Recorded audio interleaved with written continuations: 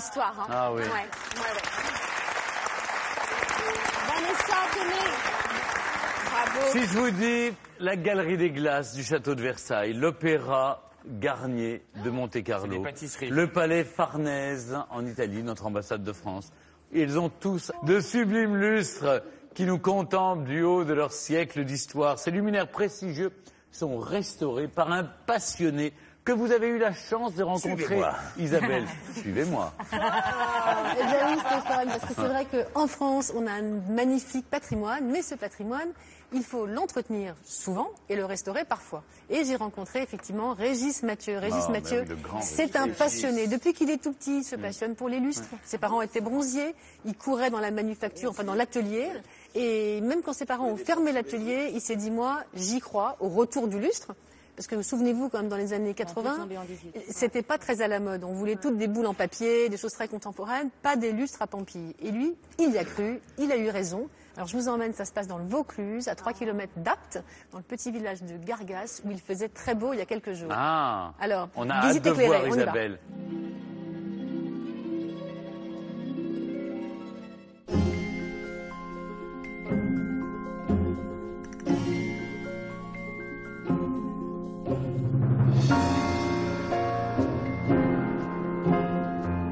Alors Régis, au milieu de tous ces lustres, est-ce qu'il y en a un qui vous est particulièrement cher?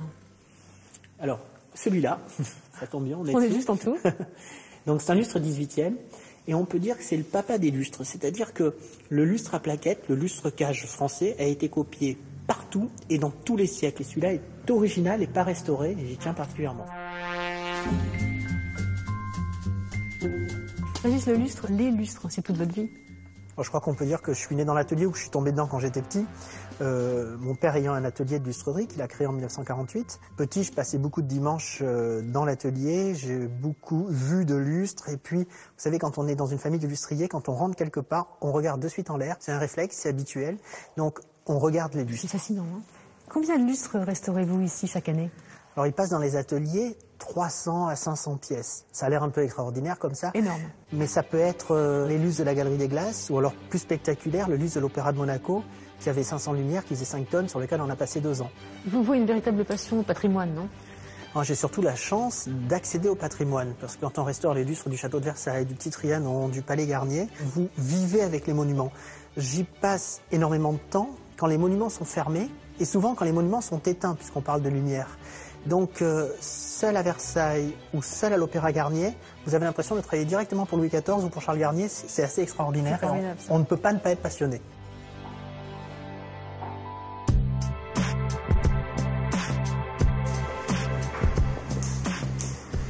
Alors là, on arrive sur quelle étape? Alors là, on est dans l'étape de ciselure, qui est une étape indispensable à la qualité du lustre. Pour moi, le secret de la qualité du lustre va se passer maintenant.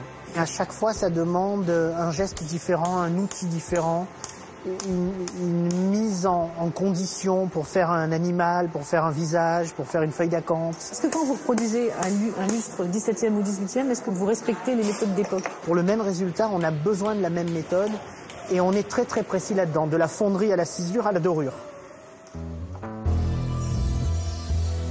Alors là, nous sommes dans l'étape de traitement de surface. L'étape décor, c'est-à-dire c'est là qu'on va argenter ou dorer la pièce par une technique d'électrolyse. Est-ce que vous travaillez par observation des pièces d'époque ou est-ce que vous puisez dans des archives, papier ou dans des livres? La pièce d'époque, c'est un livre ouvert. Donc être restaurateur, c'est une énorme chance. Après, quand il manque des pièces ou qu'on recherche des techniques, on a des documents d'archives d'ateliers anciens, mais la meilleure archive, c'est quand on démonte un lustre qui a été fabriqué par quelqu'un d'autre il y a 200 ans, que personne l'a démonté, et qu'en fait, on a un cours particulier.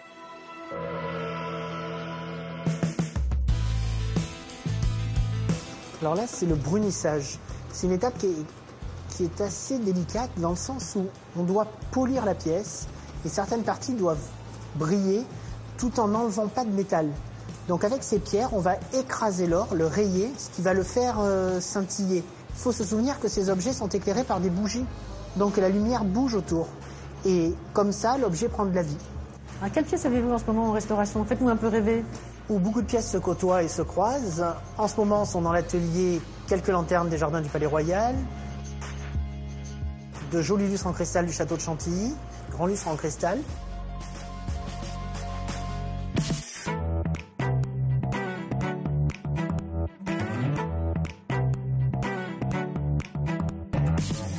Donc Régis, là on est sur l'ultime étape. On est sur l'étape d'assemblage en fait, où les pièces en bronze, l'électricité et le cristal vont se marier pour devenir un objet fini. Ça vous procure un vrai plaisir de voir ces objets, une fois ressuscités, repartir vers une nouvelle vie? Non. Très honnêtement, non.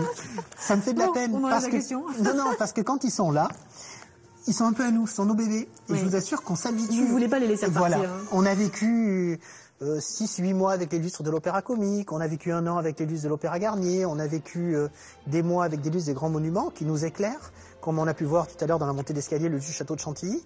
Et puis quand il faut le mettre dans la caisse et le livrer... Quand il s'en va, on n'aime pas. Et oui, non, on a un petit moment où on se dit, il va nous manquer lui. Merci beaucoup Régis, vous nous avez bien fait rêver aujourd'hui, vous nous avez illuminé. C'était un bon moment. Merci d'être venu.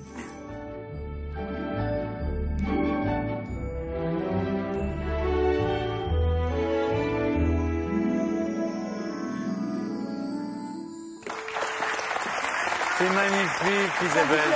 Ah oui, on adore. C'est un savoir-faire français qui s'exporte dans le monde entier, parce que les gens ont besoin de tous ces artisans qui ont ce savoir-faire unique. Si vous saviez à quel point ça plaît, c'est-à-dire que son entreprise, et ça j'en suis bien contente pour lui, elle est florissante. C'est-à-dire qu'il y a un tiers de restauration d'œuvres anciennes et pour les monuments historiques, etc., un tiers de réédition et un tiers de créations contemporaines qui sont à tomber par terre.